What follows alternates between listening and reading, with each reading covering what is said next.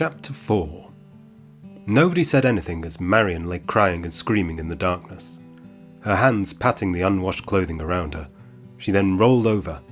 She took underpants and rubbed her face with them, standing now patting the walls, feeling her way towards the light switch. "Who's he?" she said, pointing at John's squinting face in the light. "What's on him?" She dropped the underpants and looked at Andrew. "I threw an egg," he laughed.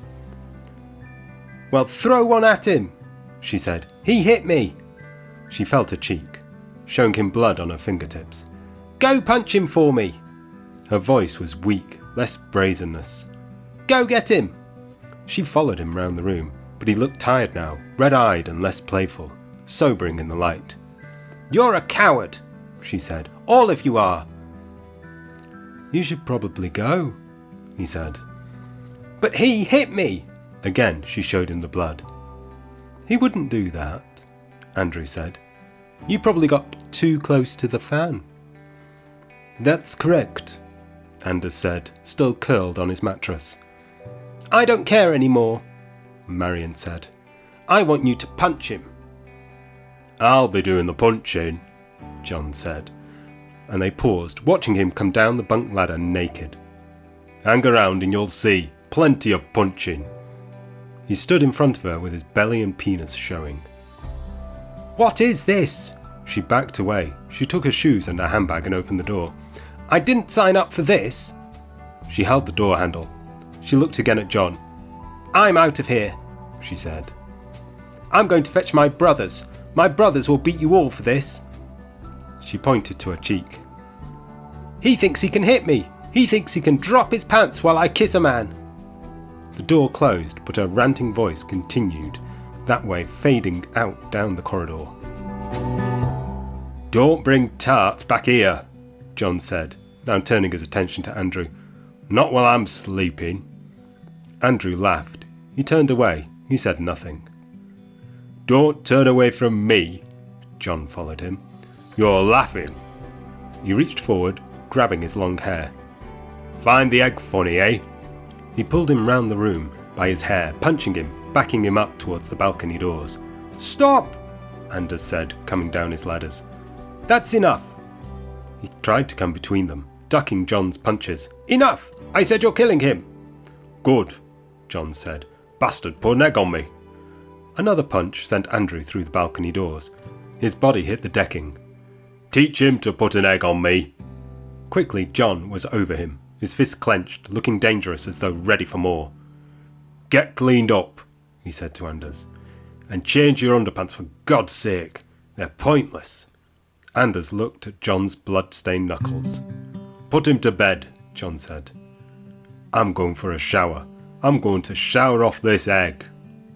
Anders got down with his hands and knees on the decking, staying close to Andrew, studying him as he coughed and spat and sat forward. "Are you okay?" Andrew didn't answer him. There was more coughing, more spitting, and blood dripping from his nostrils. "Get up on this chair," Anders said, standing, lifting him by his arms and staggering forward. "Work with me." He fell on the decking, face to face with him. "Come on!" He got up. He put his arms around his chest and lifted him into the chair, where he stayed, slumped, feet apart, chest moving up and down like a boxer between rounds. "Stay there," Anders said. "Your nose is bleeding." He went inside. The tap was going, and he returned with a wet cloth, holding Andrew's nose with it. "I'm okay," Andrew said. "Get off me." He got up, holding the chair. "Where is he?"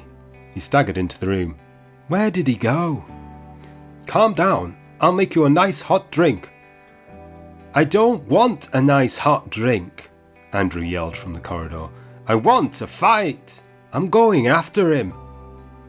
Anders wanted to say more, but he knew reasoning was pointless. John and Andrew were as stubborn as each other. Let them fight, he thought. Why should I bother? He thought about packing his stuff and leaving too. Maybe it would be easier that way. But his head and testicles were throbbing. He was tired, weak, hungry. Instead, he chose coffee as the more sensible option, and he stood in his saggy underpants, filling the kettle with water.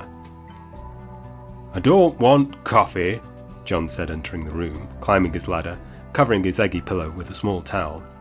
"And where's Andy gone?" He lifted his bedsheet and looked at Anders.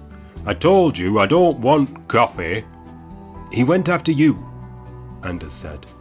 "And the coffee is for me." "Well, if he wants some fist." "Enough, John, enough." Anders switched off the light, picked up his blanket and wrapped it around himself, giving him the appearance of a spiritual person. In the moonlight, he stood drinking coffee on the decking.